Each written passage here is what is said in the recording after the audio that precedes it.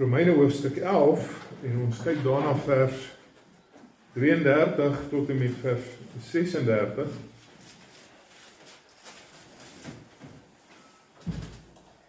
Romeine 11 vers 33 oor diepte van die rykdom en wysheid en kennis van God.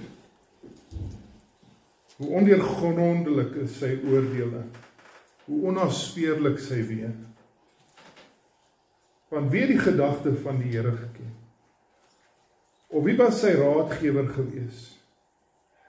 Of wie het eers iets aan hom gegee, dat het hom vergeld moet word? Want uit hom, en deur hom, en tot hom is alle dinge. Syne is die heerlikheid, tot in ewigheid. Amen. Dis bekende woorde, maar ons het nodig om onsself te laat dink oor wat hierdie woorde beteken, en om hierdie woorde te vat en ons eie te maak. Ons sing dit baie keer. Ek hou nie van die wysie van die Afrikaanse lied waarop dit getoonset is nie, dis hoekom ons dit nie vanoggend gesing het nie. Maar ons sing dit gereeld, ons ken die woorde, maar die vraag is dit regtig die begeerte en is dit hoe my hart oor God dink? Kom ons bid. Ons loof U vir U goedheid en U genade en ons vra Here dat U ons nou sal lei, dat hierdie lofsang tot U, ook die lofsang van ons harte sal wees. Dat dit nie maar net woorde sal wees wat ons lees in die Bybel nie, dat dit nie maar net woorde sal wees wat ons almal ken nie, dat dit nie net sal woorde wees wat ons almal sing nie, maar mag dit wees, Here, dat dit die woorde van ons eie hart ook sal wees, tot verheerliking van U naam. Help ons, Here, nou in ons studie, in Jesus naam. Amen. Wat is die grootste probleem in die kerk? Nou, daar's baie mense wat al probeer het om dit te antwoord, en ek is seker so wat jy daar sit, het jy miskien opinies van wat dink jy is die grootste probleem in die kerk, en ek het my opinies van wat ek dink is die grootste probleem in die kerk, en my antwoord mag julle miskien skok. Want as dit wat ek sê die grootste probleem is, dan speel baie mense kerk.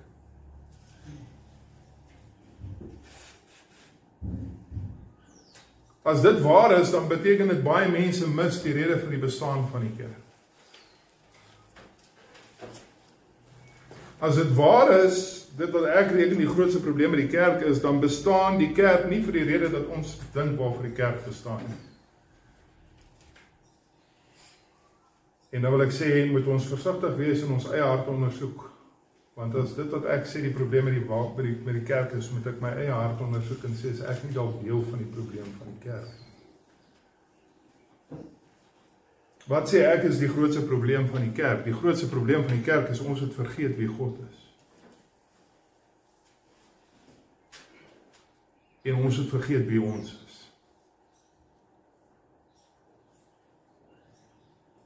Ons het vergeet dat die kerk bestaan nie vir my en vir jou eer nie.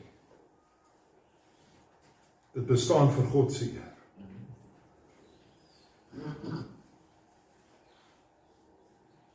En die vraag wat ek dan by jou vanoggend wil laat is, kom jy nog kerk toe vir God se eer? Of gaan dit eintlik meer oor jouself? En die dinge wat jy wil hê? En die dinge wat jy belangrik ag? Wat kort in die algemene gesindheid van die kerk, wat kort in die algemene, in die hart van baie mense in die kerk, is dit waarmee Paulus vanoggend sy teks begin, net daai eerste woord. O. Wat beteken daai o in vers 33? Dit beteken, Paulus sê, ek staan verstom oor God. Daai o sê, ek is oorweldig deur God. En terselfdertyd daai o sê, ek is opgewonde oor God. En dit beteken, Paulus sê, ek wil God eerste plaas in my lewe. Dit beteken, ek wil klaarmaak met die dinge van sonde. En so my vraag is daai o nog by jou wanneer jy dink aan God? Of het jou Christendom 'n selfgesentreerde aktiwiteit geword waar alles net gaan oor myself? Of miskien aan die ander kant het kerk vir jou 'n ongemaklike en onnodige las geword. Jy kom, want jy weet jy moet kom, maar eintlik wil jy nie kom. Wat is vanoggend die rede hoekom jy hier is? Is God se eer die rede hoekom jy kom? Want dan maak dit nie saak hoe ek voel nie. Dan maak dit nie saak wat my opinie is van ander nie. Ek wil God eer. Ek wil tussen God se mense wees. En dis wat my motiveer om te kom. Is jou begeerte God se eer, of is jou begeerte gedryf deur selfsugtigheid? En hierdie oë van vers 33 kom na aanleiding van alles wat Paulus in die hele Romeine gesê het tot nou toe, van Romeine 1 tot 11. Al daai 11 hoofstukke is dit wat hom gedryf het om nou te kom by hierdie oë. En kom ons herinner onsself, waarin het Paulus in hierdie eerste 11 hoofstukke gedink? Wel, hy eers gedink aan die sondigheid van die mens, is dit? Een van die grootste temas deur die boek van Romeine is die sondigheid van die mens, en dan in dieselfde asem, want hy kan nie dink aan die sondigheid van die mens sonder om ook te dink aan die grootheid van God se genade aan ons as sondige mense. En so hy het gedink aan Jesus Christus se dood, en hy het in besonder, ook in hierdie laaste 3 hoofstukke, maar ook voor dit, gekyk na God se ewige raadsplan, hoe God dinge uitwerk. En nadat Paulus na al hierdie dinge gekyk het, staan hy verstom, hy staan oorweldig en hy raak opgewonde oor hierdie God. En dit borrel as te ware uit hom uit, sodat hy nie kan stop nie. Dis wat in ons teks hier gebeur. 'n lofsang tot God. En God se werke vereis dan dat ons sal lewe vir sy eer. En eerstens dan in hierdie eerste vers 33, kom Paulus en hy maak 3 verklaringe waarna ons vanoggend kyk. Die eerste van daai verklaringe is die diepte van God se rykdom. Die diepte van God se rykdom. Nou, Paulus het eintlik al redelik baie na God se rykdom verwys. En dit gaan nie hier oor God se geld nie. Nee. Die rykdom van God is nie sy geld nie. Romeine 2 vers 4, daar het hy begin in Romeine en hy het gesê God is ryk aan goedertierenheid, aan barmhartigheid, aan verdraagsaamheid, aan lankmoedigheid. God is ryk aan geduld. In Romeine 9 vers 23 het hy gepraat van God is ryk aan heerlikheid. Ryk in sy heerlikheid. Romeine 10 vers 12 het hy gesê, God is ryk oor almal wat hom aanroep. En in 'n ander brief, byvoorbeeld Efesiërs hoofstuk 2 vers 4, sê Paulus dat God is ryk aan barmhartigheid. En dan in Efesiërs 3 vers 8 sê hy, hy sê dat die onnaspeurlike rykdom van God is in Christus. Is in Christus. Met ander woorde, wat Paulus vir ons sê, wat is hierdie rykdom van God, hierdie diepte van die rykdom? Die rykdom van God is die rykdom van dit waaruit hy vir ons sy genade skenk tot verlossing. Ons verlossing is geskenk uit God se genade. En die feit dat God hierdie rykdom met ons deel, dit oorweldig Paulus sodat hy hierdie loflied sing. Maar hier is my vraag, verstom jou verlossing jou nog? Ons almal kan die dag en datum onthou, miskien kan jy nie die dag of datum onthou nie, miskien het jy nie eers 'n dag of datum nie. Maar as jy nog verstom oor die feit dat God jou gered, is jy nog verstom oor God se genade teenoor jou? Sy genade, sy barmhartigheid het jou kom haal uit die bodemlose put van jou eie sonde. Sy genade, sy barmhartigheid het my en vir jou as onverdiende sondaar 'n ewige rus gegee in sy teenwoordigheid. Ek bedoel, die geskiedenis van die mensdom vertel die verhaal van God se onbeskryflike genade teenoor ons, want reg van Adam af, reg van Adam af, reg deur my en jou, reg deur tot die laaste mens wat ooit gered sal word, daar is geen hoop vir hierdie mensdom nie. Buitekant Jesus Christus.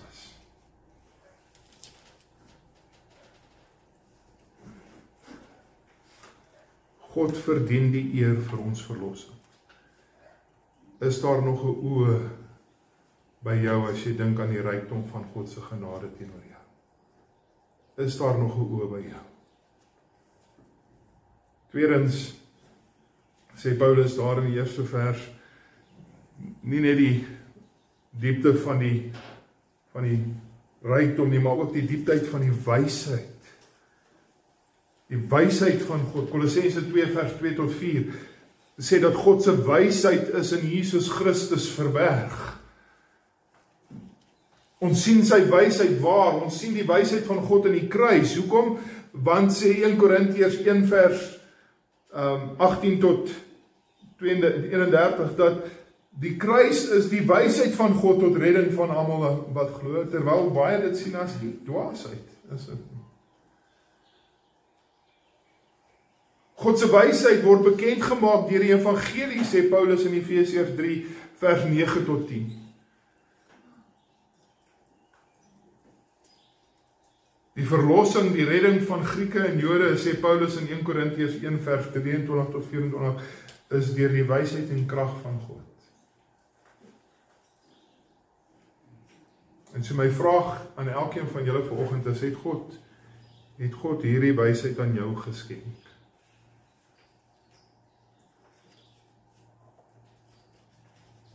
Het God se verlossingsplan vir jou wysheid geword? Of is jy nog soos hulle wat dink dis dwaasheid? Is jy nog soos hulle wat dink jy kan deur jou eie werke, deur jou eie goedheid God se arm draai?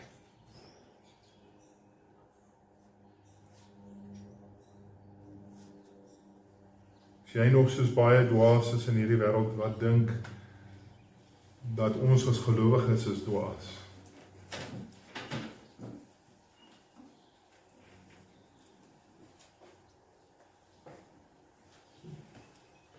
Probeer jy nog soos die Jode vandag nog steeds poog om deur hulle eie goeie werke jou pad op hemel toe te wen? Of het die wysheid van God tot jou gekom in die begrip dat Jesus Christus is al wat ons kan red? Is daar by ons nog daardie oë van dankbaarheid vir God se wysheid, wat vir die mense om ons dwaasheid is? Ons het wys geword met 'n wysheid wat hulle sien as dwaasheid. En dit alleen deur God se genade. Ons enigste hoop is in die wysheid van God. En daarom moet ons dankbaar wees.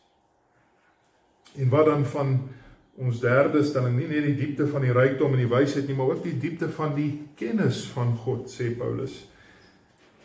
Luister wat sê Psalm 147 vers 5, die Here se verstand is oneindig. Die Here se verstand is oneindig. Die dieptes daarvan kan nie bepaal word nie. Dink vir 'n oomblik aan die ewige raadsplan van God, voordat hy Adam en Eva gemaak het hy reeds geweet wie elkeen van sy uitverkorenes is, wie hy sou red. Reeds toe het hy dit geweet. En nie net het hy dit geweet nie, maar hy het alle dinge so bewerk, dat elkeen van hulle sou glo. dat elkeen van hulle die ewigheid sal ingaan. In die lig van God se ewige raadsplan, in die lig van God se verlossingsplan en hoe hy dit in die werking geplaas het, moet ons verstom staan, broer en suster, moet daar by elkeen van ons elke dag 'n oog wees.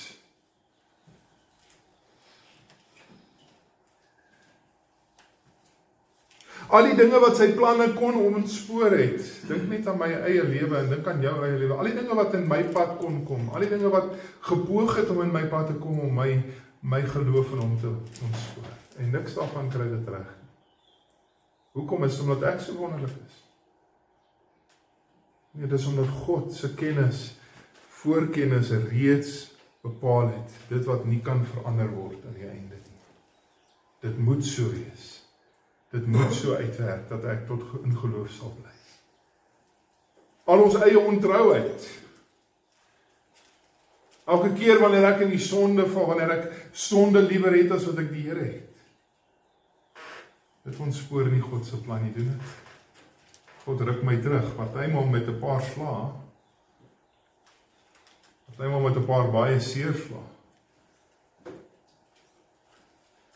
Nie een van sy uitverkorenes sal verlore gaan nie. Reg van die begin af het God sy plan gehad, en hier is die realiteit, dat van die begin af was elkeen van ons sondaars. Nie lang gevat nie, nee. Adam en Eva, die eerste opdrag wat die Here vir hulle gee, moenie eet van die boom nie. Wat maak hulle? Hulle stap uit en hulle gaan eet. So die sonde van die begin af, Adam en Eva, kyk na die volk van Israel, ek lees op die oomblik deur Joshua. En daar in Joshua, die Here maak hierdie belangrike beginsels en sê, doen nie dit nie, moenie dit doen nie, moet dat doen. Wat gebeur in 'n klein dorpie soos Ai? 'n hele spul mense gaan dood, hoekom? Want hulle vat wat hulle nie moet vat nie. Hulle doen nie wat die Here gesê het hulle moet doen nie. 'n weerbarstige Israel, wat verval het in ongeloof, uiteindelik amper geheel en al, dink aan die heidendom van hierdie wêreld, deur die geskiedenis. Ja, hulle mag dalk nou sê, ons kom uit die heidene nasies, ons het nooit geweet van God nie, daar's nie so iets nie. Geen mens kan sê, hy weet nie of God bestaan nie. Die ateïs is die grootste dwaas wat daar bestaan. Hoekom? Want hy self weet dat God bestaan. En my verantwoordelikheid as ek besef, my verantwoordelikheid as mens is om te soek, om te sien wie hy is. Daar's nie een mens wat sonder verskoning gaan staan op daai laaste dag nie. Maar hoeveel te meer nie ons wat hier sit, wat die evangelie elke Sondag hoor. As ons moet verlore gaan, as ons die Here moet verwerp, hoeveel te meer sou ons nie dwaas wees nie, maar hier is die ding. Reg van die begin af mense verval in hulle sonde. Reg van die begin af mense die weg van die mens gekies eerder as die weg van God. Maar God bly getrou. Dawid pleeg egbreek, maar die Here kies hom as koning. Die Here laat nie een van sy uitverkorenes verlore gaan nie. Natuurlik, vir Dawid was daar geweldige swaar daarmee, nee, die dood van die kind was maar net 'n deel van die hartseer wat hy moes beleef as gevolg van sy ontrou, maar die punt wat ek probeer oordra is, God laat nie een van sy uitverkorenes verlore gaan nie. Hy hou ons vas. Hy hou ons vas.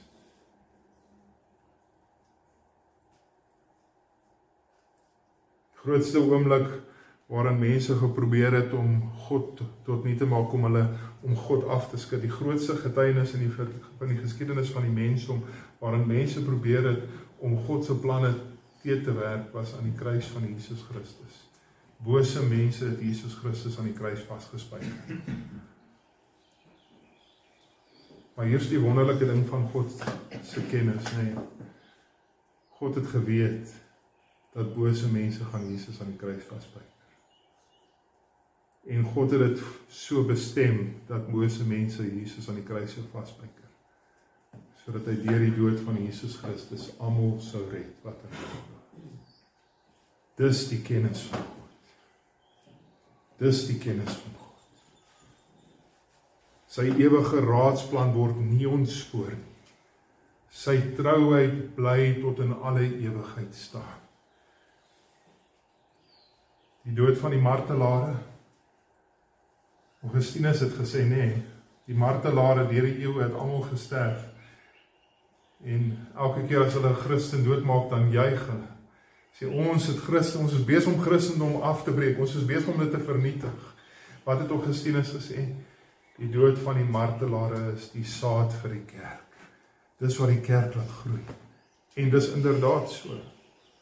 Dat deur die bloed van hulle wat gesterf het vir Christus, het mense gesien, daar's iets wat moeite werd is om voor te sterf. Daar's iets groter in hierdie lewe as ek en jy. En dit het die kerk se saad geword. Die eerste ding wat ons moet verstaan, broer en suster, as ons kyk na die wêreld om ons wat so uit mekaar uitval, God weet wat hy doen. Al weet ons nie. God weet wat hy doen. En daar's niks en niemand in hierdie hele heilsgeskiedenis wat sy plan kan ontspoor nie. En as jy in Christus is, luister na wat ek nou sê, as jy in Christus is, dan is jy so veilig asof jy klaar in die hemel sit. Dan is jy so veilig asof jy klaar in die hemel sit. Die manier hoe jy van hierdie wêreld gaan afstand doen, dit weet ek nie. Sommige mense in Christus het hierdie wêreld uitgegaan as martelare wat vermoor is. Sommige van hulle het gesterf op 'n hoë ouderdom van oor 100 jaar oud. Ek weet nie hoe jy gaan sterf nie. Maar wat ek wel vir jou kan sê, is dat as jy in Christus is jy so veilig asof jy alreeds in die hemel sit. Niks kan dit van jou wegvat. Niks kan jou ewige rus van jou wegvat nie. Want volgens die perfekte voorkennis van God bewerk hy alles deur die geskiedenis, om seker te maak dat elkeen van sy verlostes die ewige lewe sal hê.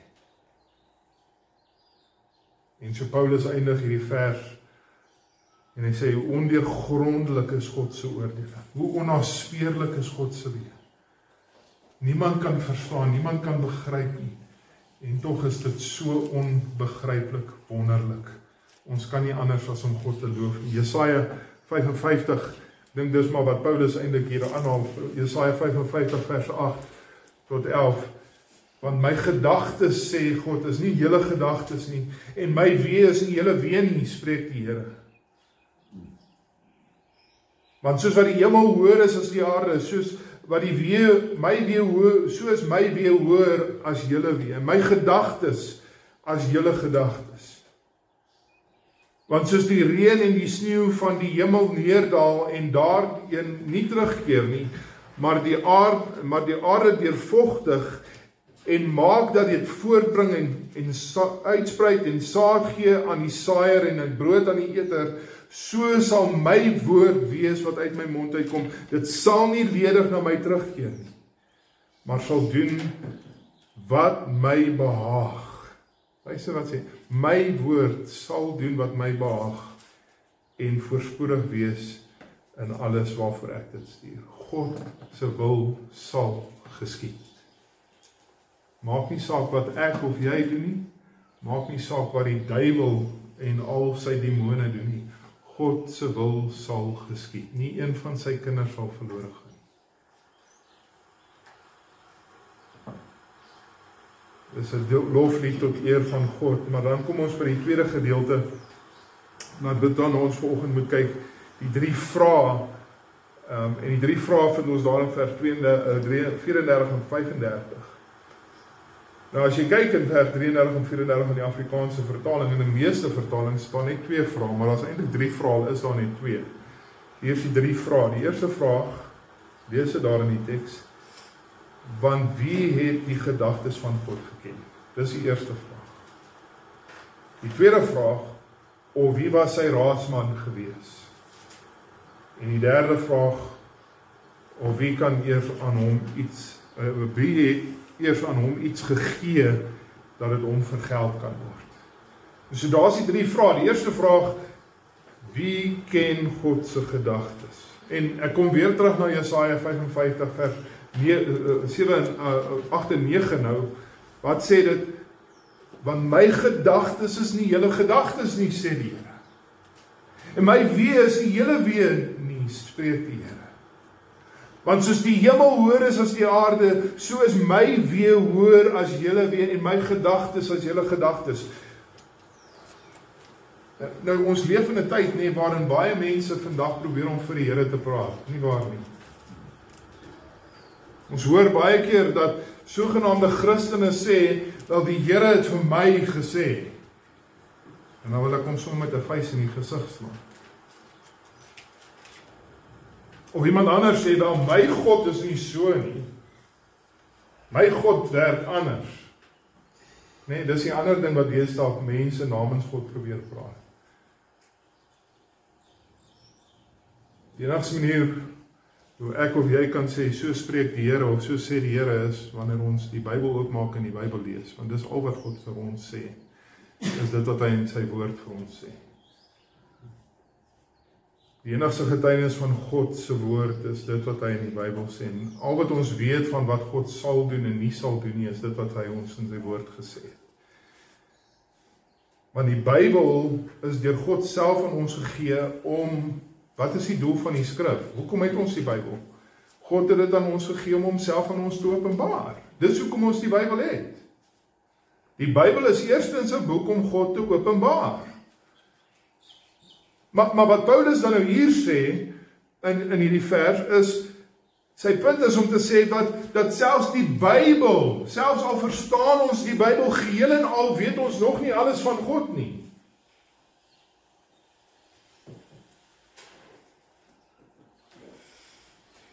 God het homself in die Bybel geopenbaar, en alles wat in die Bybel gesê word van God is waar, maar God is veel groter en veel heerliker as dit wat ek of jy kan verstaan.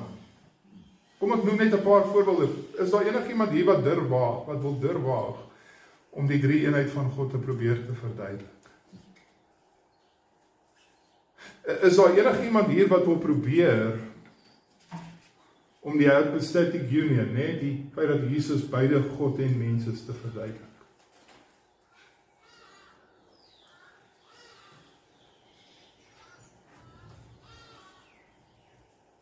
So wat Paulus probeer hier sê is dat selfs al verstaan ons baie van God, omdat God baie van homself aan ons geopenbaar het. Ons verstaan hy is 'n drie-enige God.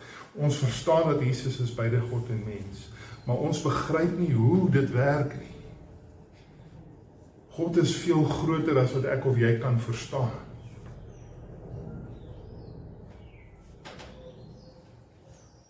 Maar hier is nog 'n groter vraag oor hoekom wat ons nie verstaan van God nie. Hier is my vraag, my grootste vraag wat ek het. Oor hoekom wat ek nie van God verstaan nie, is hoekom God het U my gered.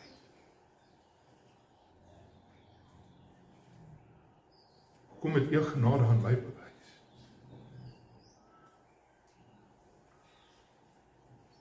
Hoekom het U U eie seun gekruisig vir my so? En daar's nie een van ons wat daai vraag kan antwoord nie. Hoekom was hy genadig aan my?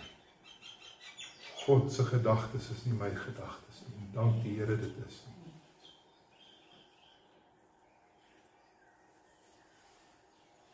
Is daar nog 'n oë by jou wat verstom staan oor God se genade aan jou? Of het jy by daardie plek gekom waar jy so arrogant is en dink dat jy moet gered word? Dat jy is waardig van jou verlossing? Tweede vraag wat Paulus vra is, wie gee vir God raad? Wie was sy raadsman gewees? En luister wat sê Jesaja 40 vers 13 en 14. Wie die gees van die Here bestuur en as sy raadsman hom onderrig. Met wie het hy raad gehou dat hom verstand sou gee en hom sou leer aangaande die pad wat reg is en hom kennis sou leer en hom bekend sou maak die weg wat van volledige insig.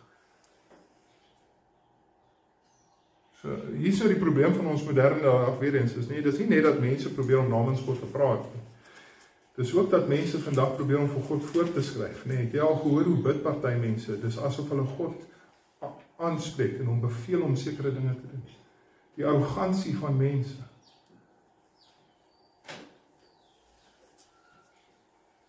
En mense lees die Bybel en sê wel, as dit is hoe God is, ek soek 'n ander God. Nie waar nie.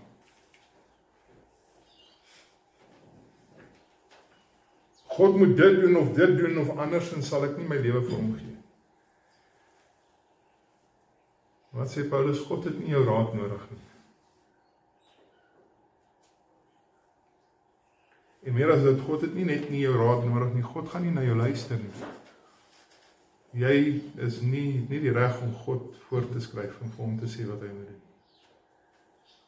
Hy is die alleen wyse God. Hy weet wat reg is en hy doen dit en net dit.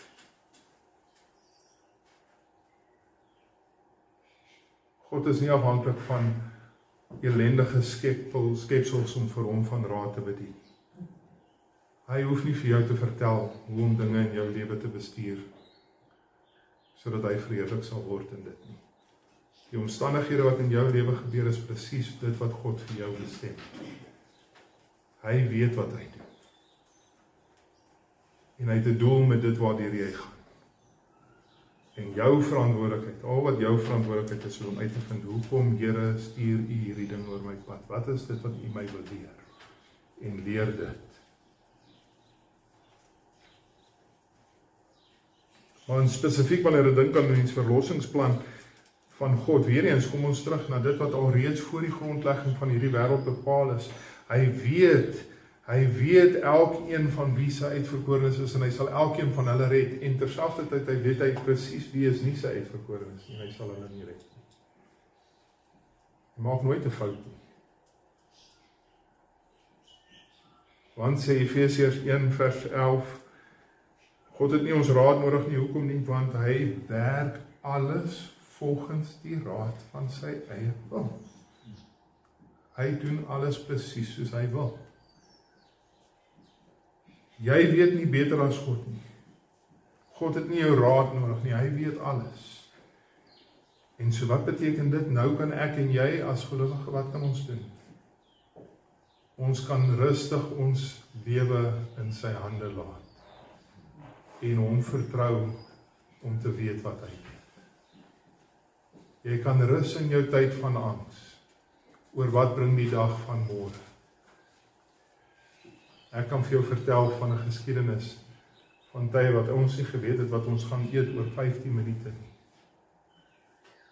En hoe die Here voorsien het in daai laaste oomblikke. Die Here weet wat hy doen.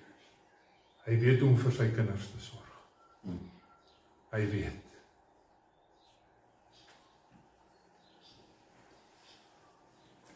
Die derde vraag. Maar terwyl ek dit sê, kom ons vergeet nie, wat skuld die Here jou? Nou enigiemand hier van ons wat iets vir die Here gegee het, dat hy dit vir ons moet teruggee? Jy verdien nie jou redding nie.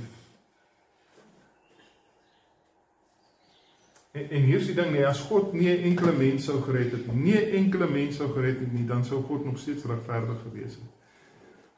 In 'n sekere sin sou hy nie regverdig wees nie, want hy het die belofte gemaak dat hy sou red, nee. So, om regverdig te wees, moet hy sommige red, die wat hy bepaal het, maar my punt wat ek probeer oordra is, God het nie nodig gehad om enigiemand te red nie, hy het nie nodig gehad om genade te gee aan enigiemand.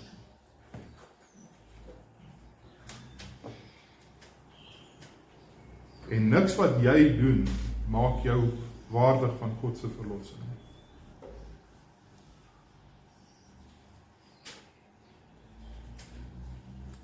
Die enigste ding wat God my en vir jou skuld, selfs as ons gelowig is ons hele lewe lang, die enigste ding wat God my en jou skuld, die enigste ding wat God enige mens skuld, is 'n verdoemenis in die ewige hel. Dis al wat hy ons skuld. Hy skuld jou die hel.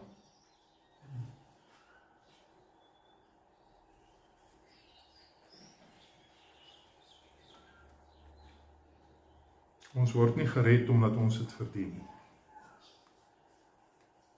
Ons word alleen gered grond van God se genade.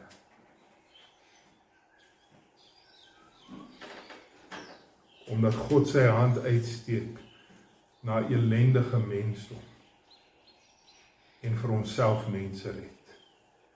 Daar's nie 'n enkele Jood wat sy verlossing verdien nie. Daar's nie 'n enkele heiden wat verlossing verdien nie. Nee, God red al sy uitverkorenes enkel alleen op grond van onverdiende genade. Interessante teks in die skrif. Elihu kom na Job toe, né? Ons ken vir Job, die verhaal van Job. Hy kom na Job toe. Elihu kom na Job toe in Job 35 vers 7. En luister wat sê hy vir Job. Hy sê, as u regverdig is, wat gee u aan hom? Wat gee u aan die Here? Of wat kan hy uit u hand neem? Nou onthou net vir 'n oomblik, nee, die Here self gaan oor die aarde en sê, in hierdie hele wêreld het ek nog nooit iemand gesien wat so regverdig is soos wie nie? As Job nie. Daar's nie 'n enkele mens op aarde nie. So jou regverdigheid kom nie naby dit wat Job sin is nie. En vra Elihu vir Job, beteken dit God skuld jou iets?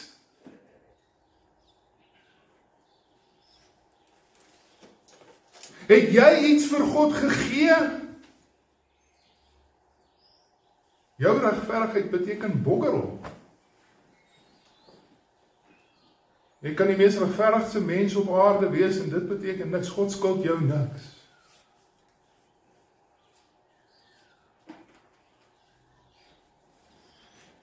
Jou goeie werke kan jou nie red nie.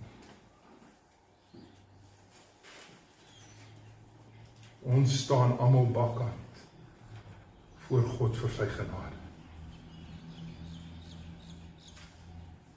God is nie die skuldenaar van enigiemand nie. Om die waarheid te sê, dis elkeen van ons, is dit nie wat die skuldenaar van God is. Ons staan bakkant. Ons is die wat desperaat is vir sy kind.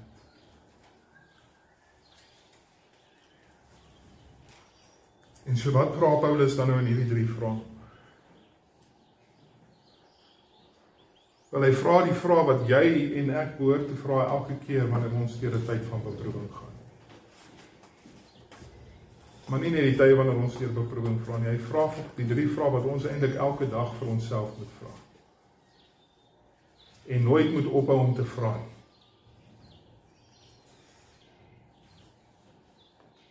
Elke liewe dag, maar veral wanneer jy dink God tree op 'n manier wat jy nie dink is die regte manier nie. Wanneer daar dinge in jou lewe gebeur wat jy nie voel is regverdig. Wanneer jy vir 'n oomblik dink dat jy verdien beter as wat jy ontvang. Dan kom herinner Paulus ons in hierdie 3 vrae dat God is in beheer en hy weet wat hy doen. Hy het nie jou raad nodig om jou lewe te bestuur nie. En hy skuld jou niks. Alles is enkel alleen uit genade.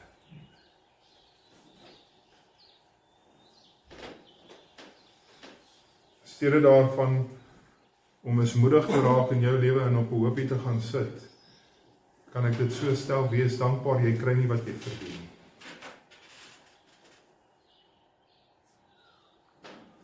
Wees dankbaar, jy kry nie wat jy verdien.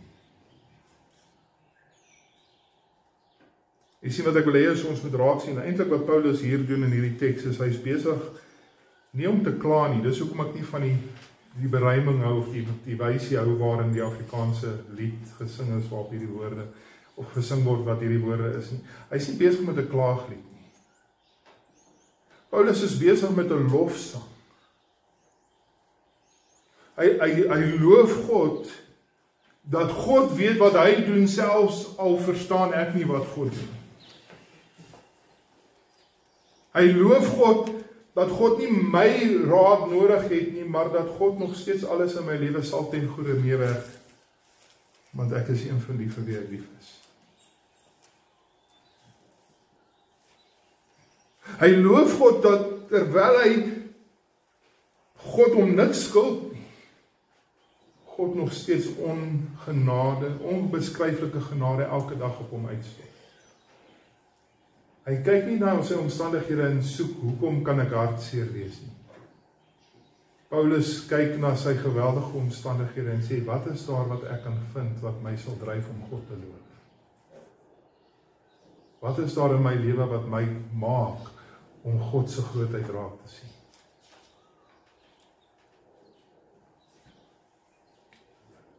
Steede daarvan om kwaad te word, steede daarvan om mismoedig te raak met jou omstandighede. Steede daarvan om God te bevraagteken en jou omstandighede te bevraagteken, sê Paulus vir ons hier in hierdie lied, vind 'n rede om God te loof. Vind 'n rede om God te loof. En dit bring ons dan by die laaste punt vanoggend, die 3 stellings van die laaste vers, in vers 36. Nou dit wat Paulus hier in vers 36 sê, is eintlik soos 'n refrein van Paulus se lewe. Hy sê dit oor en oor in elkeen van sy briewe eintlik. Kom ek noem net 'n paar, 1 Korintiërs 8 vers 6, sê hy, tog is daar vir ons maar net een God, die Vader, uit wie alles is, en ons tot hom, en een Jesus Christus, Here Jesus Christus, deur wie alles is, en ons deur hom. Dan sê hy in Efesiërs 4 vers 6, sê hy iets soortgelyk, hy sê aan God, een God en Vader van almal, wat oor almal is, en deur almal, en in almal is. Kolossense 1 vers 16, wat sê, want in hom is alle dinge geskape, wat in die hemele is en op die aarde is, wat sienlik en onsienlik is, trone, sowel as heerskapye, en owerhede en magte, alle dinge is deur hom en tot hom geskape. So, reg deur die hele lewe van Paulus, elke brief wat hy skryf, kom hy altyd terug na hierdie 3 punte, hierdie ding van uit hom, en deur hom, en tot hom is alles.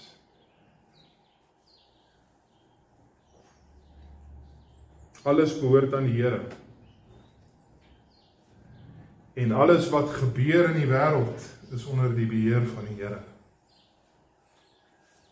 En alles wat in hierdie wêreld gebeur met een doel.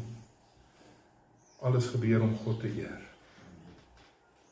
Alles gebeur sodat hy verheerlik sal word.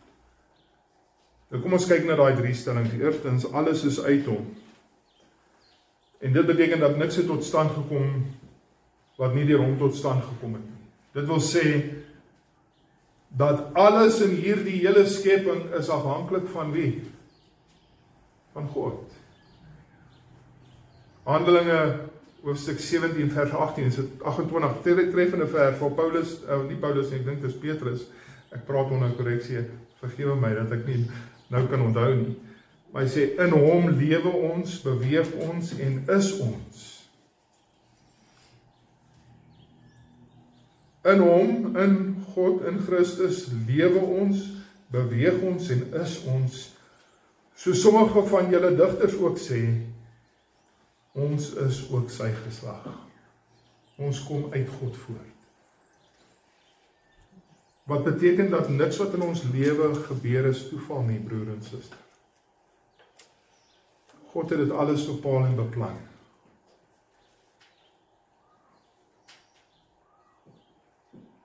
God het dit alles bepaal en beplan, selfs, sê Spreuke 16 vers 4, God het alles gemaak vir sy doel, ja ook die goddelose vir die dag van onheil.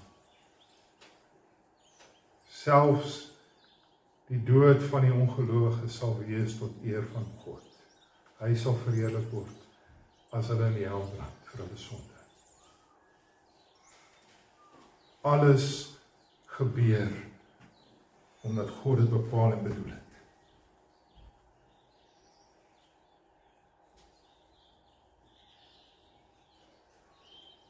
Leef jy soos een wat glo dat alles wat jy het en alles wat met jou gebeur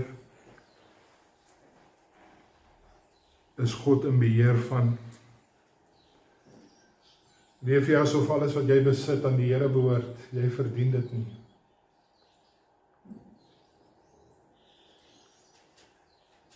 Leef jy soos een wat dink, wel, alles is myne en ek het dit verdien?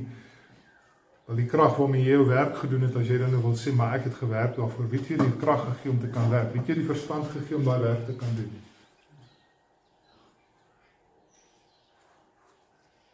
Net deur God se genade dat jy het wat jy het. Jy verdien dit nie.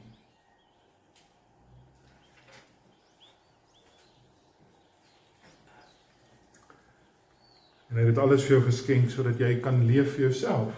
Is dit hoekom hy dit vir jou gegee het? Het hy dit vir jou gegee, sodat jy dit kan blaas op sonde en boosheid? Of het hy dit vir jou gegee, sodat jy sal lewe vir sy eer? Dat jy dit sal gebruik tot sy eer? So alles is uit hom, maar ook, tweedens, alles is deur hom. John Murray, ek hou van hoe hy dit stel. John Murray is een van die kommentare wat ek gelees het oor hierdie, ek lees 'n hele paar verskillendes, maar hy sê, God is the agent through whom all things subsist and are directed to their proper end. Wat probeer hy sê? Hy sê dat niks in hierdie lewe vang God onverwags nie. Dit vang ons onverwags baie keer, is dit nie?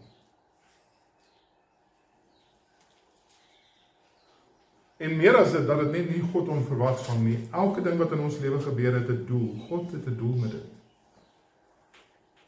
Ek kan 'n groot oorhoofse doel gee vir alles, hoekom alles in ons lewe gebeur.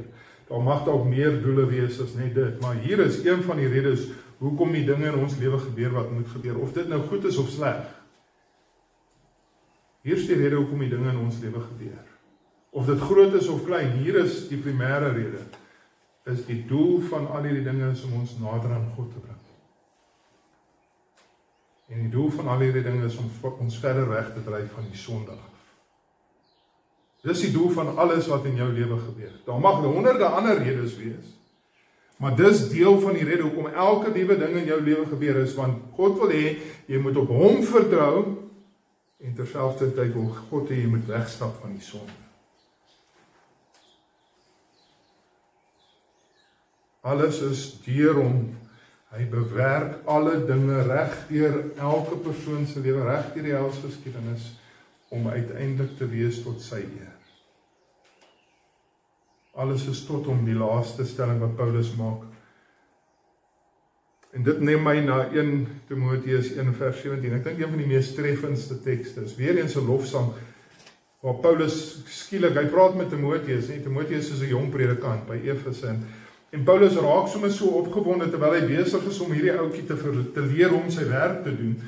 En dan breek hy uit met hierdie lofsang en hy sê, aan die koning van die eeue, die onverderflike, die onsienlike, die alleen wyse God, aan hom kom toe die eer en die heerlikheid, tot wanneer? Tot in alle ewigheid. Amen. En so wat Paulus hier sê is, alles bestaan vir God se eer. Alles in hierdie wêreld sal God eer.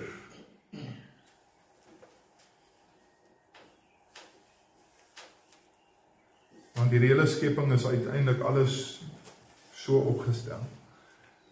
Alles wat in hierdie wêreld gebeur, al die dae van Adam en Eva af, alles is uiteindelik so opgestel dat God verheerlik sal word in alles.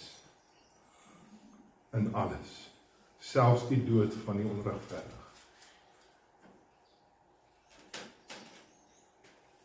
Maar broer en suster, as dit so is dat God hierdie hele wêreld opgestel het vir sy eer, dan as ons nou vanoggend hier sit en ons sê ons is sy kinders, is dit dan nie my en jou verantwoordelikheid om nou al reeds te begin leef vir sy eer nie? Om nou al reeds te begin om alles te doen wat ek doen, sodat ek God sal verheerlik.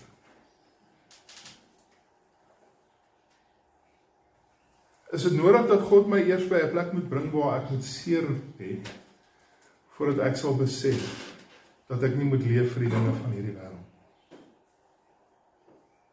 Of dat ek sal besef dat ek is besig om my tyd te mors met dinge wat onbenullig en onbelangrik is.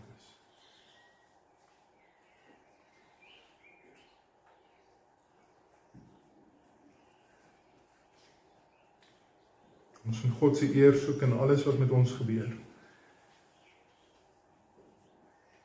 Ons moet alles wat ons kan gebruik om God te eer.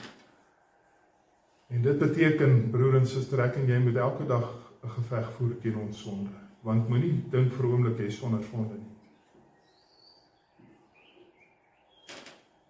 Die enigste mens wat nog ooit sonder sonde was, sit aan die regterhand van die Vader in die hemel. Jy gaan nie sonder sonde wees in hierdie lewe nie. Wat beteken die geveg van die sonde sal bly tot die dag van jou dood, tot jou laaste asem uitlaat. En jy moet aanhou om te veg teen die sonde.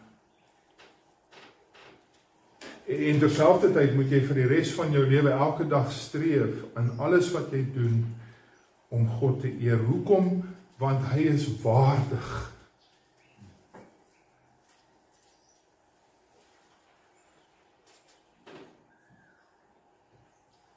Ons het alles wat ons het, alleen uit sy genade. En kan ek vir julle sê, hier is die wonderlike ding, die hemelwesens besing elke dag die lof van God, Ons weet dit, Openbaring sê dit vir ons, Openbaring 4, vers 11, wat sing hulle? Konstant, die hele dag staan hulle voor die troon van God, en al wat hulle doen is sê, U is waardig, o Here, om te ontvang die heerlikheid en die eer en die krag, want U het alles geskape en deur U wil bestaan hulle en is hulle geskape. So, die hemelse wesens doen dit die hele dag. En hulle is nie eens verlos deur die bloed van Jesus Christus nie.